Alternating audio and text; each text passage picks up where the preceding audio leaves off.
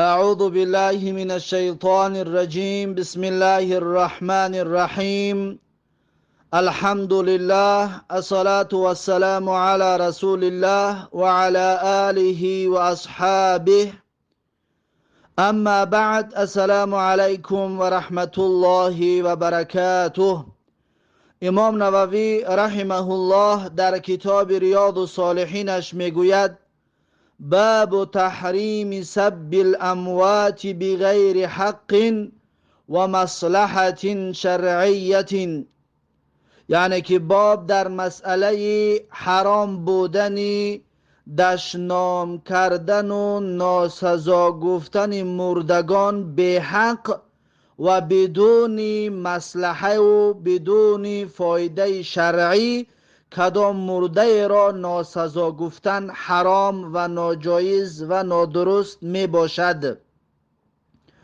امام نووی رحمه الله در زیر این باب می گوید: و هو تحذیر من الاقتداء به فی بدعته و فسقه و نحو ذلك، یعنی که مصلحت شرعی در کدام صورت می شود.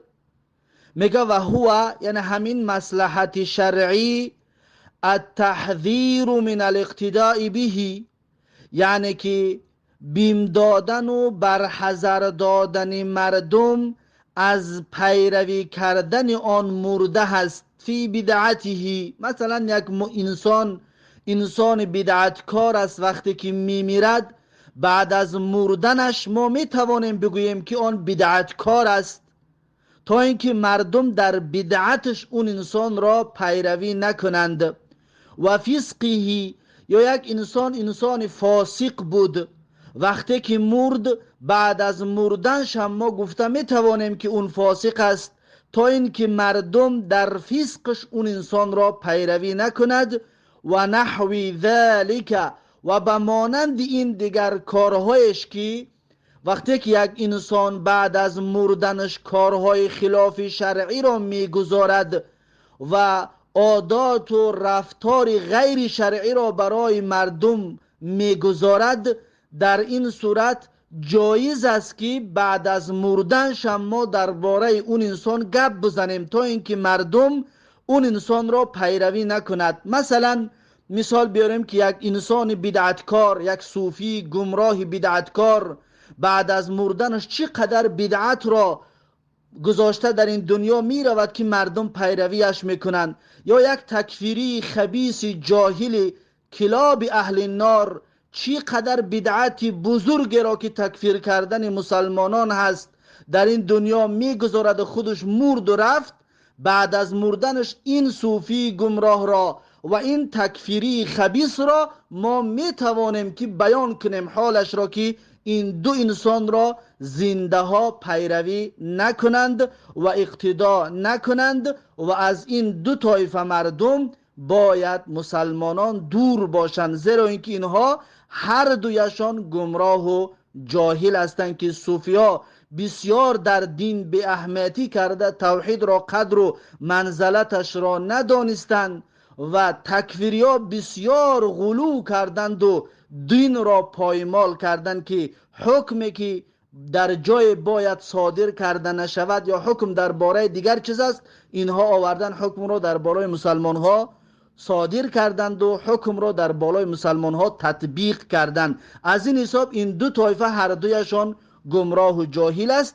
بعد از مردن اینها می توانیم که ما دربارهشان گپ زنیم که تا اینکه مردم اینها را پیروی نکنند. یا غیر از صوفی و غیر از تکفیری دیگر طایفه ها و دیگر کسا و دیگر شخصیت ها وقتی که بدعت دارد، وقتی که فسق دارد، وقتی که یک راه نادرست را به وجود میارد و بعد خودش میمیرد، بعد از مردنش جایز است که همچنین درباره اون گپ زد. در زنده بودنش ردش میتیم و بعد از مردنش هم دربارهش گپ زدن جایز و درست میباشد. پس امام نووی رحمه الله این باب را برای همین کشاده و میگوید که و فیه الآیت والاحادیث السابقه فی الباب قبله، میگه درباره همین مسئله میگه آیتی که در پیشینه در باب پیشینه خواندیم درس گذشته و حدیث هایی که گذشتن در بابی که قبلش خواندیم، یعنی باب حرام بودن سب و شتم و دشنام دادن مسلمان بدون حق، همون آیت و همون حدیث ها همچنین میگه دلالت میکند به همین موضوع که نباید مردگان را ناسزا گفت مگر با حق و مگر به فایده مصلحه شرعی. اکنون امام نووی رحمه الله در زیر این باب یک حدیث می آرد، با همین این بابش را به پایان می رساند.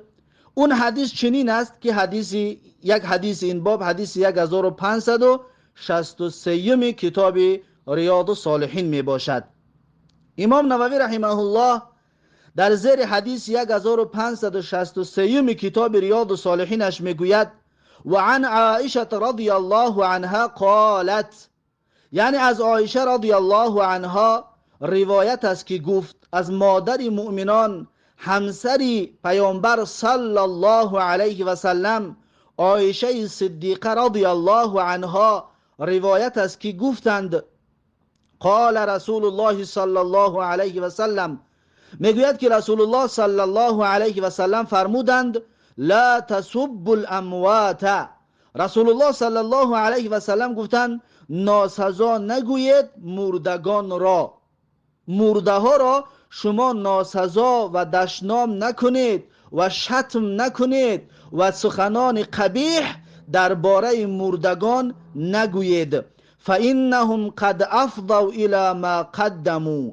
رسول الله میگه پس هر آینه علتش را بیان میکنه چرا مردگان را سخنی بد نگوییم، زیرا اینکه آن مردگان قد افضوا واقعا رسیدن الی ما قدموا، به آن چیزی که پیشنهاد کرده بودن، به آن چیزی که پیش فرستاده بودن، یعنی به نتیجه عملشان آنها رسیدن. پس شما میگه رسول الله صلی الله علیه و سلم اونها را دشنام نکنید، مردگان را دشنام نکنید که آنها به سزای اعمالشان رسیدند. رواه البخاری، و این حدیث را امام بخاری رحمه الله روایت کردگی است. این حدیث دلالت میکند که درباره مردگان نباید ما ناسزاگویی بکنیم، اما اگر اون انسانی که مرده است بدعت گذاشته است و بدعت را بعد از خودش مانده است، فسق را مانده است، برای دیگرها پیروی نکند گفته دربارش گپ زدن جایز و درست می باشد. در حدیث رسول الله صلی الله علیه و سلم میگوید اذا مات ابن آدم، یعنی هنگامی که فرزند آدم میمیرد، وقتی که انسان میمیرد انقطع عمله، عمل اون انسان منقطع می شود، عملش بسته می شود، الا من ثلاثین، مگر اینکه سه عمل را ثواب و پاداشش به صاحبش میرسد. صدقات جاریت، یکم صدقه جاریه است که به حق صاحبش رسیده میستد حتی بعد از مردنش هم. دوم او علم ینتفع به، یا علمی که فایده میبرد مردم به آن علم، علمی فایده ناک باشد، همچنین بعد از مردن اون انسان این علمی فایده ناکی که به دنیا گذشت، چه پند و نصیحت و چه ثبت و ویدیوها داشته باشد، چه کتابها و مقاله ها، بعد از مردنش ثواب اون به اون صاحبش میرسد. او ولد صالح یدعو له، یا فرزند صالحی که در حق پدرش دعا بکند به اون میرسد. این سه عمل به اون انسان بعد از مردنش هم میرسد، غیر از این دیگر عملها به انسان نمیرسد. اما اگر بدعت را در دنیا گذاشت، گناه را یعنی این سه عمل ثوابش میرسد، اما یک بدعت و یک فسق و یک فجور هم در دنیا بگذارد، تا زمانی که آن بدعت گذاشته اون، آن فسق و فجور و آن زناخانه و آن عرق نوشخانه که این آماده کرده بود و جای حرام را که این آماده کرده بود، تا زمانی که اون عمل میکند و کار میکند به گزارندهش گناه اون رسیده می ایستد. رواه البخاری، و این حدیث 1563 را امام بخاری روایت کردگی است. با همین این باب حرام بودن ناسزا گفتن مردگان به حق و بدون مصلحه شرعی به آخر رسید. اکنون باب نو شروع می شود. در باب نو می گوید باب النهی عن الایذاء، یعنی باب در مسئله منع بودن، نهی بودن از مردم آزاری. و انسان نباید مردم آزار باشد که دیگرها را آزار بدهد و دیگرها را سخن بد و سخن ناسزا بگوید. اکنون امام نووی رحمه الله در زیر این باب یک آیت و دو حدیث میارد. اولین آیتی که در زیر باب منع بودن آزار دادن مردم، اولین آیتی که میارد سوره احزاب آیت 58 می باشد که درس گذشته این آیت را با تفصیل بیان کرده بودیم، اما حالا مختصرا ترجمه اش میکنیم که میگوید قال الله تعالی، الله سبحانه و تعالی گفته است که والذین یؤذون المؤمنین والمؤمنات بغیر ما اکتسبوا فقد احتملوا بهتانا و اثما مبینا. الله سبحانه و تعالی در سوره احزاب آیت 58 میگوید والذین یؤذون المؤمنین، یعنی آن کسانی که آزار میدهند، میرنجانند مؤمن مردان و المؤمنات، مؤمن زنها را، بغیر ما اکتسبوا، بدون آنه که مرتکب گناه شدگی باشند، فقد احتملوا بهتانا و اثما مبینا. الله سبحانه و تعالی میگوید واقعا این انسان آزار دهنده و رنجاننده احتملوا بر دوش گرفتگی است، بر دوشش گرفته است بهتان و اثم مبینا، یعنی تهمت و گناهی آشکار و ظاهر را این انسان بر دوشش گرفته است. بغیر مکتسبو، یعنی بدون آنه که اون انسان مرتکب آن کار شدگی باشد و این انسان اون را تهمت کرده و سخنهای ناسزا و ناجا گفتگی باشد، پس گناه اون بر سر این گوینده بار کرده می شود. پس این بود اولین آیتی که امام نووی رحمه الله در زیر این باب آورده است. این آیت را درس گذشته با تفصیل بیان کرده بودیم. بعد از این امام نووی رحمه الله حدیث های این باب را میارد که دو حدیث دارد. حدیث اول این باب حدیث 1564 کتاب ریاض الصالحین است.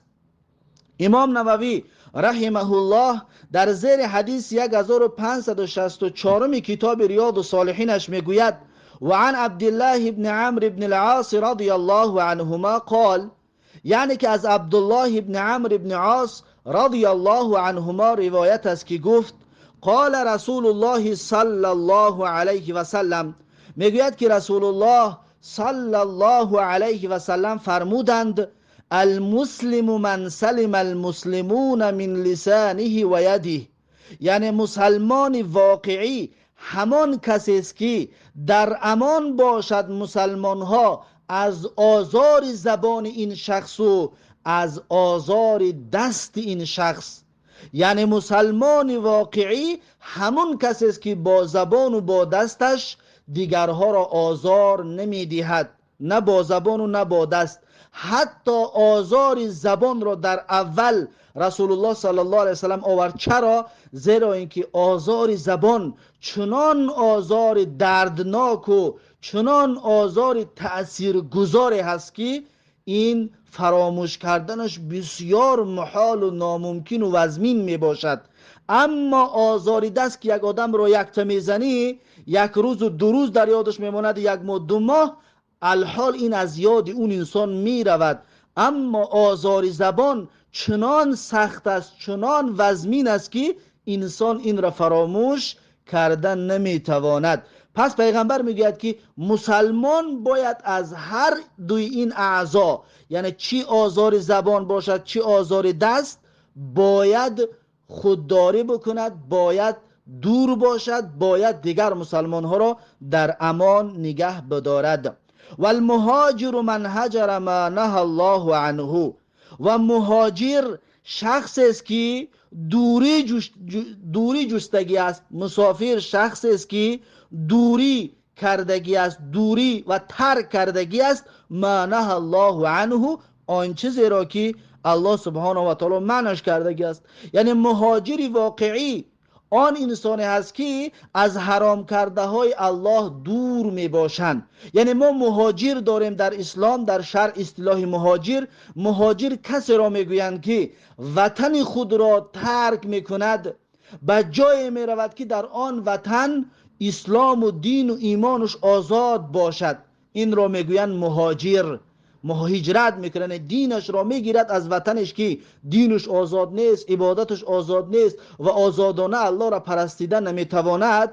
این وطن را ترک میکند، میرود به وطن دیگری که در آن وطن دینش آزاد است، عبادتش آزاد است، اعتقادش آزاد است، میتواند که الله را با آزادی و با پوری و با اطمینان کامل عبادت کند. این مهاجر است. اما رسول الله میگوید مهاجری واقعی و مهاجری اصلی کسی است که از منع کرده های الله دور باشد. در هر سرزمینی هستی، چی در وطنت هستی چی در بیرون از وطنت، از حرام کرده های الله دور باش، پس تو مهاجر هستی، پس تو از جمله مهاجرین شناخته میشوی، ای انسان که از حرام کرده های الله دوری میجویی. این حدیث متفق علیه می باشد. این حدیث 1564 کتاب ریاض الصالحین بود. بعد از این امام نووی رحمه الله حدیث 1565 کتاب ریاض الصالحین را آورده، میگوید که و عنه قال، یعنی که از عبدالله ابن عمرو ابن عاص رضی الله عنهما روایت است که گفت قال رسول الله صلی الله علیه و سلم، میگوید که رسول الله صلی الله علیه و سلم فرمودند من احب ان یزحزح عن النار، میگه رسول الله صلی الله علیه و سلم گفتند که هر انسانی که دوست می‌دارد دور شود و دور گردانده شود از آتش دوزخ. یعنی هر کسی که دوست می‌دارد دور شود اون انسان یا دور گردانده شود از آتش دوزخ، یعنی به دوزخ ندراید. هر کسی که دوست می‌دارد به دوزخ ندراید و یدخل الجنت و داخل جنت گردانده شود. هر انسان دوست می‌دارد که داخل جنت شود، فلتأتیه منیته و هو یؤمن بالله والیوم الاخر. پس میگه زمانی که فرا میرسد مرگ اون انسان، فلتأتیه، پس زمانی که می آید به نزد اون انسان منیته، منیت یعنی مرگش، زمانی جان دادنش، زمانی جان تسلیم کردنش که میرسد، و هو یؤمن بالله والیوم الاخر، در حالی که اون انسان مؤمنی به الله به روز آخرت باشد، ایمان به الله داشته باشد و ایمان به روز آخرت داشته باشد. ولیأتی الی الناس الذی یحب ان یؤتی الیه، باید میگه این انسان همچنین با مردم چنان رفتار بکند که یحب ان یؤتی الیه، دوست می‌دارد که رفتار کرده شود، انجام داده شود همون رفتار با خودش. یعنی که چی طوره که تو دوست می‌داری که دیگرها با تو خوش معامله باشد، پس با همون با دیگرها خوش معامله باش. پس چطوره که تو دوست می‌داری که دیگرها تو را دشنام نکنند، تو را حقارت نکنند، تو را بد نگویند، تو را تنقید نکنند، تو را سخنان بد نگویند، پس تو هم درباره دیگرها این چیز را نگو. پیغمبر صلی الله علیه وسلم در این حدیث گفت هر کسی که دوست می‌دارد از دوزخ دور شود و به جنت بدراید، پس باید همین کار را بکند. یعنی زمان مرگت میرسد، یکم ایمان به الله داشته باشی، دویم ایمان به روز آخرت داشته باشی و سوم رفتار را با مردم انجام بدهی که با خود دوست می‌داری همون رفتار را. وقتی که همین کار را کردی، پس تو از جمله کسانی هستی که از دوزخ دور میشوی، داخل دوزخ نمیدرایی و به جنت نزدیک میشوی و داخل جنت پرناز و نعمت میگردی. رواه مسلم، این حدیث را امام مسلم رحمه الله روایت کرده است که این بود حدیث 1565 کتاب ریاض الصالحین. بعد از این امام نووی رحمه الله در آخر این باب میگوید و هو بعض حدیث طویل سبق فی باب طاعت ولات الامور. میگه این حدیثی که حالا گفتیم، میگه این حدیث بعض یعنی قسمی حدیثی طولانی است، یک حدیث طولانیه که ما خوانده بودیم، سبق فی باب طاعت ولات الامور، یعنی گذشت اون حدیث در باب اطاعت کردن و فرمان برداری کردن زمامداران و کسانی که بالای کرسی هستند، کسانی که قدرت به دستشان هستند، کسانی که اولوالامر هستند، کسانی که در بالای وظیفه هستند، اونها را اطاعت کردن و فرمان برداری کردن. در اون باب میگه ما این حدیث طولانی را گذشته بودیم. این حدیث طولانی بود که در این باب یک قسمتش را آورد. یعنی چی؟ یعنی که آزار ندهیم دیگرها را. چطوری که من دوست نمیدارم کسی من را آزار بدهد، پس باید خودی منم دیگرها را آزار ندهیم که برای نفس خودم دوست نمیدارم. پس تو هم ای شنونده دوست نمیداری که کسی تو را آزار بدهد، پس دیگرها را آزار نده. اگر همین عادت را با خود داری، اگر همین صفت را با خود داری، پس بدان که از آتش دوزخ دور میگردی و به جنت داخل میشوی. این بود باب منع بودن آزار دادن مردم. با همین این باب به آخر رسید. باب نو شروع می شود. باب نو باب النهی عن التباغض و التقاطع و التدابر، یعنی باب نو در مسئله بازداشتن عن التباغض، از کینه دوزی، از کینه کردن در بین مردم، از دشمنی انداختن در بین مردم. تباغض کینه توزی و دشمنی اندازی را میگویند که در بین مردم نباید انسان مسلمان کینه بچاشد و دشمنی پراکنده بکند. و تقاطعی، و این باب همچنین از هم بریدن را منع میکند، یعنی قطع رابطه کردن هم منع است. نباید با برادران و دوستان مسلمان قطع رابطه به وجود بیاید. و تدابری، و این باب همچنین درباره نهی از تدابر است. نهی از تدابر یعنی که از روی گرداندن، یعنی به طرف یک از پشت میگردانی، یعنی که قهری کردن با دیگران. یا تدابر یک از شیشتگی است، تو پشتت را به طرف اون انسان برقصدانه میگردانی، پس این هم ناجایز و نادرست می باشد. پس این باب در این سه مسئله صحبت میکند. مسئله یکم این دشمنی پراکنده کردنی، یا که در بین مردم نشر کردن دشمنی، یا قطع کردن رابطه با مردم، یا پشت گرداندن از مردم. این یعنی که با سبب تحقیر و با سبب پس زدن اون انسان، اینها همه حرام می باشند در دین، یا که اسلام این چیزها را منع کردگی هست. پس امام نووی رحمه الله در زیر این باب 3 آیت و 2 حدیث برای ما و شما تقدیم و پیشنهاد میگرداند که اولین آیتش سوره حجرات آیت 10 است. الله سبحانه و تعالی میگوید، امام نووی رحمه الله میگوید قال الله تعالی، الله سبحانه و تعالی فرموده است انما المؤمنون اخوه، یعنی مؤمنها برادر یکدیگر می باشند. مؤمنها برادر یکدیگر هستند. این بود سوره حجرات. وقتی که مؤمن برادر مؤمن است، پس چیکار میکند؟ الله سبحانه و تعالی در سوره فصیلت آیه 34 میگوید ادفع بالتی هی احسن، یعنی که به بهترین شیوه تو پاسخ بده به مسلمان ها. فاذا الذی بینک و بینه عداوة، پس اون عداوت و دشمنی که در بین شما هست کانه ولی حمیم، پس اون یک دوستی صمیمیت میگردد اون انسانی که با تو دشمنی داشت. یعنی که تو با مردم، با برادر مسلمانت چنان خوش رفتار و چنان خوب گفتار باش که انا همون برادر مسلمانت این رفتار تو را دیده، این گفتار تو را دیده دوستی صمیمیت میگردد. یعنی که انه ولی حمیم میگردد، گویا اینکه اون دوست بسیار نزدیک و دوستی صمیمی تو باشد. وقتی که تو خوب گفتار و خوب رفتار باشی ای بنده مؤمن. انما المؤمنون اخوه، مؤمن برادر مؤمن می باشد. وقتی که برادرت که هست باید تو با اون خوش رفتار باشی. این بود سوره حجرات آیت 10، یکمین آیت در زیر این باب.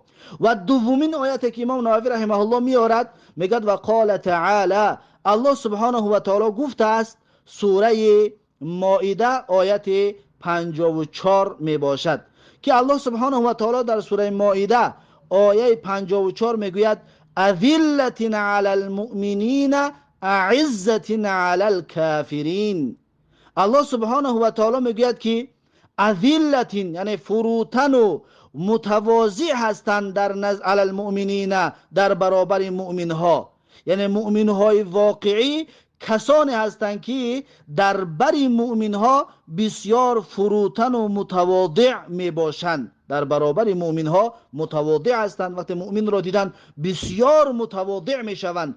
اعزة علی الکافرین، بسیار سخت و شدت دارند و بسیار شدید و سخت میگیرند در مقابل کافران. اما در مقابل کافران یعنی که رحمدیلی و فروتنی و متواضع بودن و سرخمی آشکار نمیکنن، سرخم نمیشوند در نزد کافرها، بلکه در نزد کافرها بسیار و بسیار شدید و سختگیر میباشند.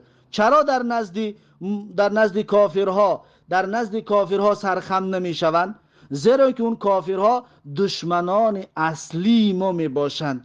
دشمن اصلی که الله سبحانه و تعالی خالق ما مسلمانان و اون کافران هست، پس همون الله بیان میکند که این کافران چی یهودی باشد چی مسیحی، اینها دشمنان واقعی ما هستند، دشمنان سرسخت ما هستند که الله در سوره مائده آیت 51 میگوید یا ایها الذین آمنوا لا تتخذوا اليهود والنصارى اولیاء. الله میگوید ای آن کسانی که ایمان آوردید، ای مسلمانان، ای اهل ایمان، شما یهود و نصارا را، یهودیا و خریستیان ها را شما اولیای خود، دوست نزدیک خود قرار ندهید. بعضهم اولیاء بعض. الله سبحانه و تعالی میگوید که اونها بعضشان اولیا و دوستی بعضی دیگرشان هستند. اونها خودشان با خودشان دوست و رفیق هستند، شما اونها را دوست خود نگیرید.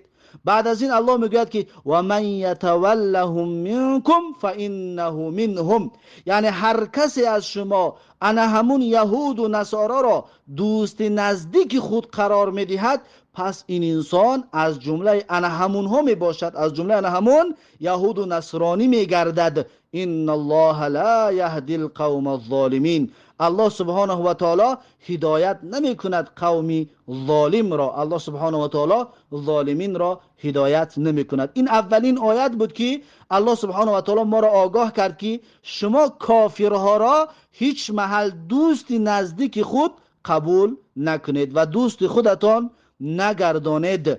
بعد از این الله در سوره بقره همچنین آیت 120 میگوید ولن ترضى عنك اليهود ولا النصارى حتى تتبع ملتهم، یعنی که یهود و نصارا کافران از شما راضی نمی شود تا زمانی که شما پیرو ملت و دین اونها نشوید.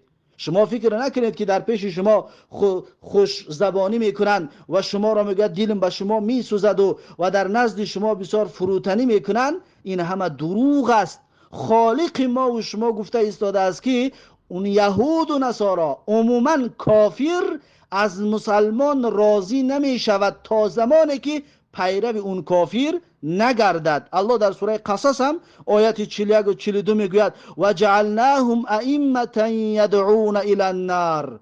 الله میگوید که ما کافرها را پیشوایان قرار دادیم که مردم را به سوی آتش جهنم میخوانند، مردم را به سوی آتش جهنم دعوت میکنند. و یوم القیامت لا ینصرون، و کافرها در روز قیامت کمک رسان و یاردم رسان ندارند، نصرت و یاردم با اونها نمیرسد. و اتبعناهم فی هذه الدنیا لعنتا. الله سبحانه و تعالی میگوید که و اتبعناهم، یعنی پیاپی ما برای کافران فرستادیم در این دنیا لعنت را.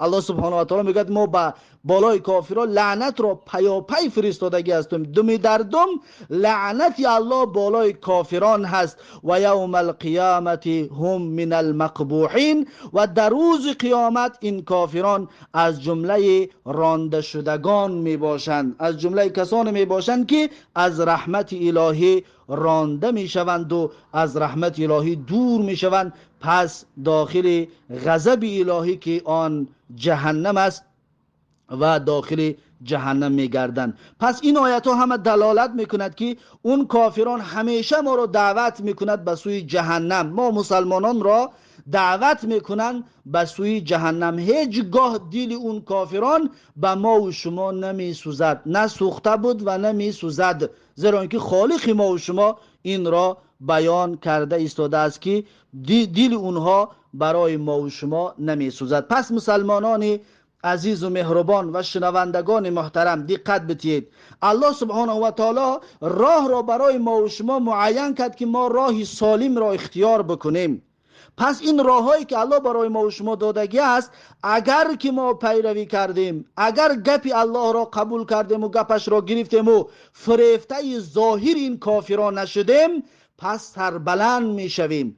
اما اگر گپ الله را شک آوردیم و دیدیم در ظاهر این کافرها با ما بسیار خوش رفتار هستند، گفتیم نه اینها بسیار آدمای خوب هستند، این کافرای زمان پیغمبر اون طور بود، کافرای این زمان اون طور نیست. اگر این علت را پیشنهاد کردیم، اگر این شبهه در دلمان آمد، پس بدانیم که ما محروم شدیم از رحمت الهی و دور شدیم از رحمت الهی. الله جل جلاله بنده های را میارد که آن بندگان الله را اطاعت میکنن. این کافرای چی زمان رسول الله باشد، چی کافرای حاضر و چی کافرای آینده، همشون دشمن الله و دشمن مؤمنان میدانند. چطوری که الله در سوره مائده آیت 54 می فرماید، الله میگوید یا ایها الذین آمنو، ای مؤمنان، ای اهل ایمان، ای مسلمانان، من یرتد منکم عن دینه، یعنی کدامی از شما از دینتون مرتد میشد، وقتی گپی الله را نمیگیرید، گپی الله را قبول نمیکنید، وقتی که کافرها را میبینید ظاهرشان را گپی الله را شبهه میارید، فسوف یأتی الله بقوم، پس الله سبحانه و تعالی قومی را میارد، باز مردمی را الله میارد. الله سبحانه و تعالی در دل مردم ایمان را جا میکند که یحبهم و یحبونه. الله سبحانه و تعالی دوست می‌دارد اون قوم را و اون قوم هم الله را دوست می‌دارد. پس ای مؤمن، دوست داشتن تو الله را به فایده خودت است. پس ای مؤمن، باور کردن سخنان الله و رسول به فایده خودت می باشد. اگر فایده‌ات را می‌خواهی، پس بیا قبول کن کافر را دشمن خود بدان و دشمنی تو هست، اصلا خیری تو را نمی‌خواهد. تا زمانی که تو پیروش نشوی، تا زمانی که تو دین او را پیروی نکنی، تو را کافر دوست نمی‌دارد. پس ای مؤمن، بیا با گفته الله جل جلاله رو بیار که الله میگوید که بعد از این میگوید یحبهم و یحبونه، الله دوست می‌دارد این قومی را که الله را پرستش میکنن، الله را قبول میکنن، الله جل جلاله را سخناش جاری میکنن در بالای زمین و قبول میکنن. و یحبونه، و این مردم هم الله را دوست می‌دارن. اذلة علی المؤمنین اعزة علی الکافرین. اکنون الله سبحانه و تعالی میگه که فروتن هستند این مردم در برابر مؤمن ها را در نزدشون بسیار فروتنی میکنن، اما اعزة علی الکافرین هستند، یعنی که بسیار با شدت و سخت میگیرن بر کافران، زیرا اینکه میدونن به گفته الله جل جلاله باور یقین دارن که این دشمنان الله هستند. الله هم در سوره ممتحنه آیت 1 میگوید یا ایها الذین آمنو لا تتخذوا عدوی و عدوکم اولیاء. ای مؤمنان، شما دشمن من و دشمن خودتان را اولیاء و دوست خودتان نگیرید. نه دشمن من را میگد دوست خودتان بگیرید، نه دشمنان خودتان را. یعنی دشمنان الله کی هستند؟ یهود و نصارا. دشمنان الله کی هستند؟ هر کسی که ایمان به الله ندارد. دشمن الله کی است؟ همون انسانی که مسلمان نیست. هر کسی که مسلمان نیست دشمن الله جل جلاله است. وقتی دشمن الله باشد، پس دشمن من و تو هم می باشد ای بنده الله، ای مسلمان. پس این بود دومین آیتی که امام نووی رحمه الله در زیر این باب آورده است سوره مائده آیت 54. بعد از این سومین آیت، آخرین آیتی که امام نووی رحمه الله آورده است سوره فتح آیت 29 می باشد. میگوید که وقال تعالی، الله سبحانه و تعالی فرموده است محمد رسول الله، یعنی محمد صلی الله علیه و سلم فرستاده و پیغمبر الله جل جلاله می باشد. والذین معه، یعنی آن کسانی که همراه محمد صلی الله علیه و سلم هستند، یعنی آن مؤمنان، آن اهل ایمانی که در بری رسول الله هستند، اشداء علی الکفار، سختگیر هستند و بسیار سرسخت هستند در مقابل کافران. کافر را دیدن سرخم نمی کنند، بسیار سرسخت هستند و بسیار سختگیر هستند در مقابل کفار. رحماء بینهم، الله سبحانه و تعالی میگه که مهربان و بسیار با شفقت و مهربان هستند در بین خودشان. در بین خودشان با یکدیگر بسیار دلسوز هستند، با یکدیگر دلشان میسوزد، اما در مقابل کافر هیچ ذره رحم ندارند، هیچ ذره دلسوزی نشان نمیدهند. زیرا اینکه آن کسانی که با محمد صلی الله علیه وسلم هست، آن کسانی که پیرو واقعی محمد صلی الله علیه وسلم هست، میدانند که این کافران دشمن الله و پیغمبر و دشمن تمام اهل اسلام هست. دشمن تمام اهل اسلام که در این شب و روز ما و شما میبینیم که هر گروه و هر طایفه بر ضد اسلام و مسلمان ها مبارزه میبرند، چی یهودیش باشد و چی نصرانیش باشد و چی زردوشتش باشد و چی بدین و چی هر کسی که باشد، هر کسی که باشد بر ضد الله و رسول مبارزه میبرند. یعنی که در آیین‌نامه هر گروه اولین آیین‌نامه‌شون همین است که مقابلت و دشمنی کردن و ضدیت نشان دادن به سخنان الله و رسول و به پیروان سخنان الله و رسول، به مؤمنان. چطوره که این را ما و شما در عمل میبینیم که دشمنان الله چقدر بر ضد ما و شما فتنه اندازی ها و چقدر دشمنی ها را در بینمان پراکنده میکنند، در بینمان نشر و پهن میکنند. پس این برای یکایک ما و شما آشکار و واضح و روشن است که در عمل میبینیم. اما با زبان بسیار شیطان و دروغگو و کذاب هستند که میگویند که برابر حقوقی که هر کس برابر حقوق است میگویند، اما این دروغ بیش نیست. این بود 3 آیت در زیر این باب. بعد از این امام نووی رحمه الله حدیث های این باب را می آورد. اولین حدیث این باب حدیث 1566 کتاب ریاض الصالحین است.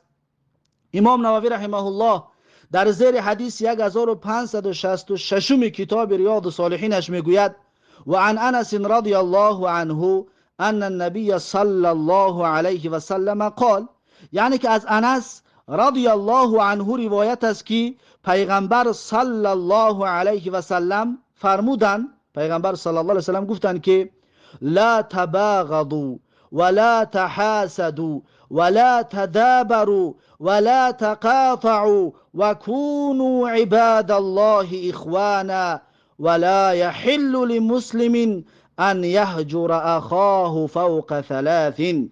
رسول الله صلی الله علیه و سلم در این حدیث ما و شما را چندین آگاهی نامه های داد. گفت که لا تباغضوا، یعنی که کینه و دشمنی با یکدیگر شما نکنید ای مسلمانان، با یکدیگر دشمنی نداشته باشید، با یکدیگر کینه در دلاتون جا نکنید. ولا تحاسدوا، و دویم پیغمبر گفت که شما در بین خودتون حسد نکنید. ولا تدابروا، و رسول الله صلی الله علیه وسلم گفتند که شما با یکدیگر پشت نگردانید، با یکدیگر شما پشت ولا تحاسدوا، با یکدیگر حسد نکنید، یکدیگر حسد نکنید. حسد چی است؟ حسد آن است که انسان وقتی که یک نعمت را در یک کس میبیند و بسیار ناراحت میشود، دلتنگ میشود که اون انسان صاحب این نعمت شدگی است و میخواهد که اون نعمت از اون انسان برود، انا همین را میگویند حسد. این حرام است در دین. پیغمبر میگه ولا تحاسدوا، یعنی با یکدیگر حسد نکنید.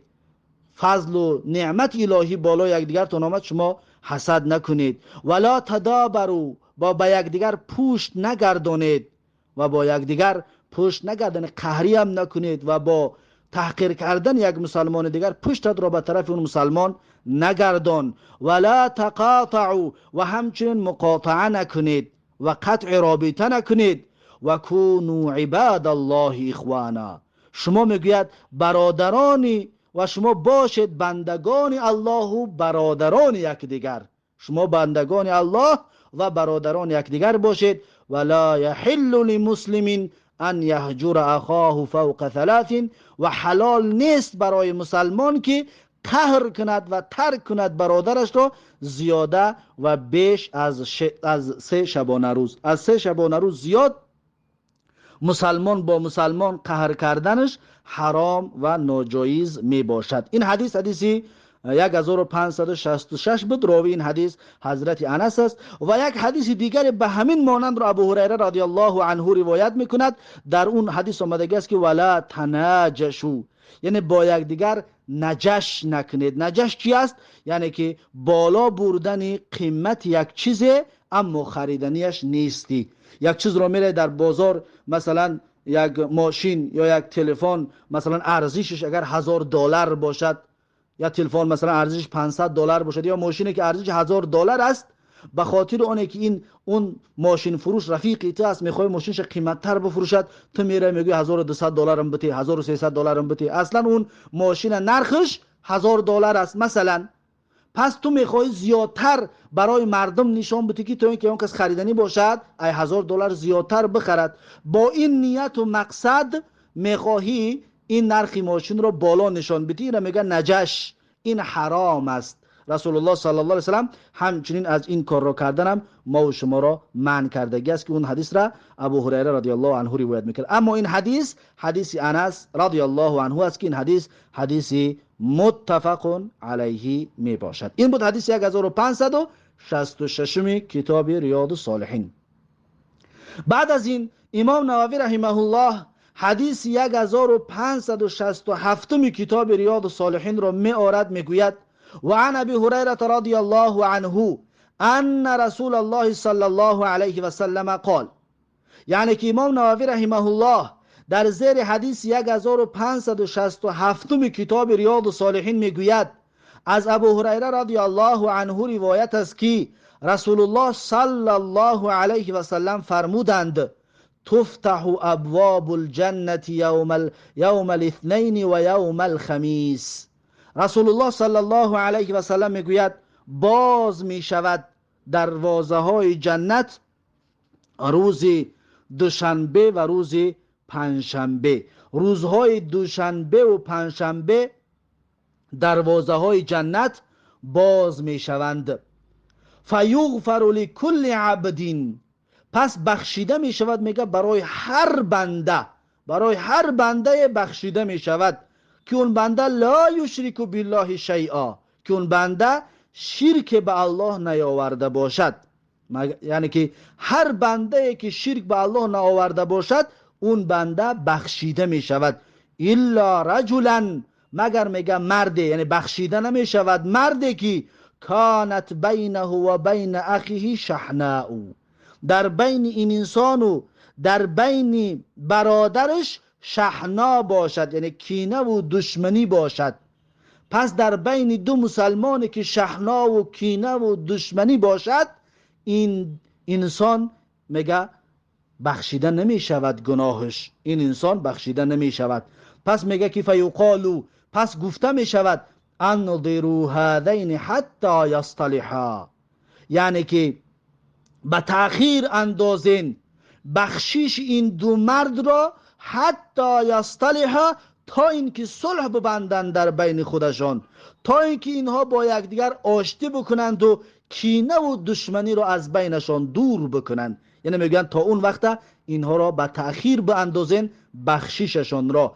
انظروا هذین حتی یصطلحا، یعنی به تأخیر به اندازه این دو مرد را حتی یصطلحا، تا اینکه با یکدیگر صلح بکنند، تا اینکه با یکدیگر آشتی بکنند. پس این دو مردی که با یکدیگر کینه و عداوت و دشمنی دارند، که با یکدیگر قهری کردگی هستند، این دو کس از بخشیش محروم میگشته است. هر روز دوشنبه و پنجشنبه از بخشیش محروم میگشته است، تا زمان از بخشیش محروم میگشته است تا زمان را که این دو کس صلح و آشتی بکنند در بینشان. رواه مسلمون، این حدیث را امام مسلم رحمه الله روایت کردگی است. و فی روایت له، در یک روایت دیگری که در مسلم آمدگی است میگوید تعرض الاعمال فی کل یوم خمیس و اثنین، یعنی که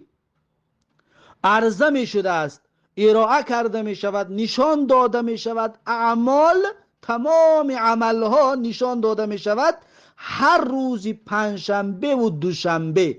یعنی هر روز پنجشنبه و دوشنبه عملها نشان داده می شوند، تقدیم کرده می شوند، ارائه کرده می شوند. پس دوام حدیث این است که پس بخشیده می شود برای هر صاحب عملی که شرک به الله نه آورده باشد، و نمی بخشد الله آن دو کسی را که با یکدیگر قهری باشند، تا زمانی که آن یکدیگر با یکدیگر صلح ببندند، تا زمانی که آن دو با یکدیگر آشتی بکنند. تا اون زمان این دو مرد بخشیده نمی شده است گناهانشان. پس قهر کردن گناهی عظیم و بزرگ است که انسان باید متوجه باشد و دور باشد از مسئله قهر کردن. قهر کردن یعنی چی؟ قهر کردن یعنی یک انسان وقتی که نزدت میاد سلام میکند، سلامش رو علیک نمیگیری، و دست دراز میکند دستش قبول نمیکنی، قطعش سلام نمیکنی، یعنی عموما از اون انسان روی میگردونی. اما هر جایی که میبینیش سلامش میتی، اگر واخورد امروز سلامش میتی یا سلامت میتی سلامش علیک میگیری یا همراهش گپ میزنی، این در قسمی قهر کردن نمیدراید. میگه که و ذکر نحوه، و ذکر کرده است مانند حدیثی که در بالا گفتیم. فقط در بالا گفت که کشاده میشود درهای جنت روزی دوشنبه و پنجشنبه، در این پایان گفت که نشان داده میشود عملها در روزی پنجشنبه و دوشنبه، باقی موندهش میگه هر دوش یک معنا قطعی آمدگی هستند، هر دویشون با یک معنا هستند. پس این بود آخرین حدیثی باب در مسئله منع بودن پراکنده کردن و نشر و پهن کردن دشمنی، و همچنین قطع رابطه کردن و پشت گردانیدن از هم. این باب هم به آخر رسید. بعد از این باب نو شروع می شود باب تحریم الحسدی، یعنی باب در مسئله حرام بودن حسد کردن. حسد کردن حرام است و دلیلش چی است و حسد چی است، این را انشاءالله درس آینده خواهیم گرفت. پس درس امروزه را در همین جا به پایان میرسانم تا درس آینده. الله حافظ و مددگار. بارک الله فیکم و جزاکم الله خیرا و السلام علیکم و رحمت الله و برکاته.